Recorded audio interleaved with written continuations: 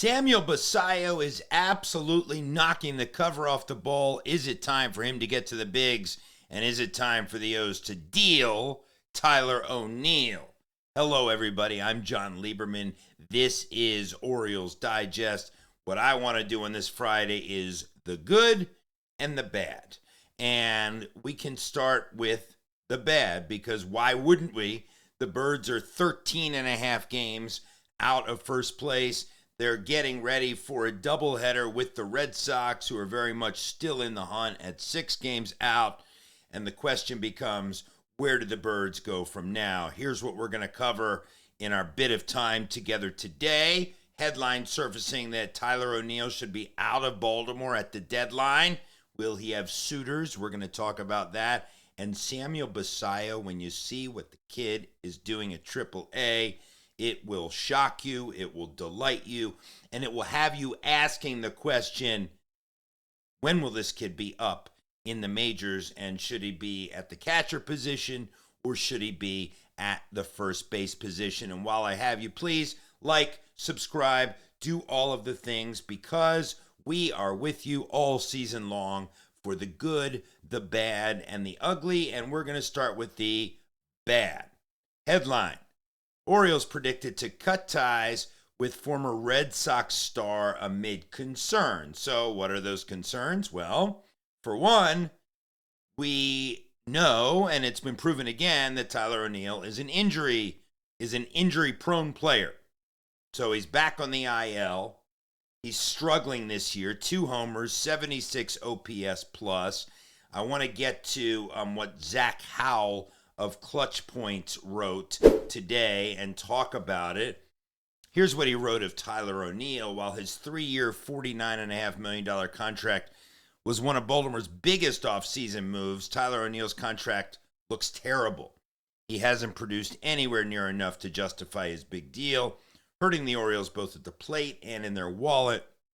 He's played 24 games this year, and you see his slash line, 188, 280, 325, in one of the worst starts in his 8-year career. And so the question becomes, well, we're going to get to Bisio in a second, but the question becomes, what does Mike Elias do with Tyler ONeal at the deadline? Do you hope he's healthy by then and he gets back into the heart of the order and he starts to hit? We know he can hit. The question is his durability, and the question also is, what could the Orioles get in return for ONeal, given the fact that he's had these durability issues not just in years past, but this season as well. And so it's a real question for Mike Elias and company to think about at the deadline. And unless the Orioles make some sort of drastic improvement over the next 6 weeks, then the Orioles are clearly going to be sellers at the deadline. And to me, sellers in this scenario mean dump bigger contracts and just, again, start to get as many young, good players in as possible. But it doesn't mean that you sacrifice everything. You know, we have a great young core to this ball club, and I don't have to name all the names, but we have a great young core. I think you keep Zach Eflin. I think you keep your fingers crossed that the Graysons of the world and the Kyle Bradishes and the Tyler Wells all get healthy, so you have a good pitching staff. Sagano's been outstanding. So the Orioles are not in rebuild mode the way they were, 4 or 5 years ago, but clearly there's an issue. We all know that. I want to hear from you. What do you think in the comments? Should Tyler ONeal get dealt at the deadline? I've said this as my barometer since this program began months ago, which is the Birds need to be around 6 games out at the break.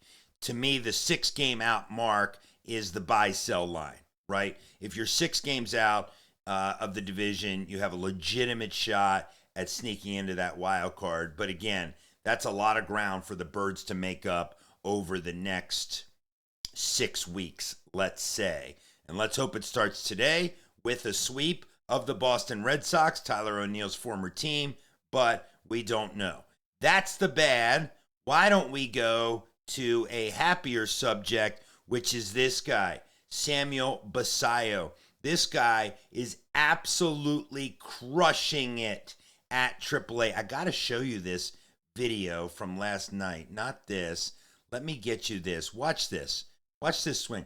This is a 108.6 off the bat. And this dinger goes 438 feet. I mean, the outfielder didn't even hardly move. He knew it was out so much. Samuel Basallo is absolutely rocking AAA. And look at this, 258 batting. But here's the key. The 362 on base, the 584 slugging, 946 OPS. This guy's homering in 9% of his at-bats. 9% of his at-bats. I would tell you, he is the best catching prospect in all of baseball. The best catching prospect in all of baseball. Now the question becomes, and I want to look at this one more time. I mean, this is crazy. 438. 2 homers in the game, by the way, and just absolute power, and he's just killing it. This guy is going to be a stud. He needs to stay healthy, but he is going to be a stud. So I ask you, and I want to hear from you in the comments, catcher or first base? His quicker route to the majors is first base, probably. Well, definitely, because you're behind Adley Rutschman. But what do you think? You think catcher, first base, and the timing as well. When do you want to see Basallo up at the majors? One hand, you don't want to rush a guy along. On the other hand, he looks plenty ready to be able to hit major league pitching. And I do want to go over a couple things here real quick. You know, if we're talking catcher to catcher, you know, you got to look at Adley's numbers so far this year. Adley is starting to get hot. So I think we have to hope that Adley goes on a tear, because he's had a slow start to the season. The 5 dingers, the 14 runs batted in. It's the on-base percentage, very concerning, actually. So it's Adley, and then obviously you're getting not a whole lot of production out of first base. You have Mountie. O'Hearn's been great, but when you look at Mountie, and his 2 dingers, 14 RBIs, a terrible on-base percentage, you just start to think about the future of these birds and what the future looks like. Most likely, as much as Mountie is a really, really good clubhouse presence, I think Mountie will be gone at the trade deadline, barring any sort of miracle turnaround. And even so, he's probably gone.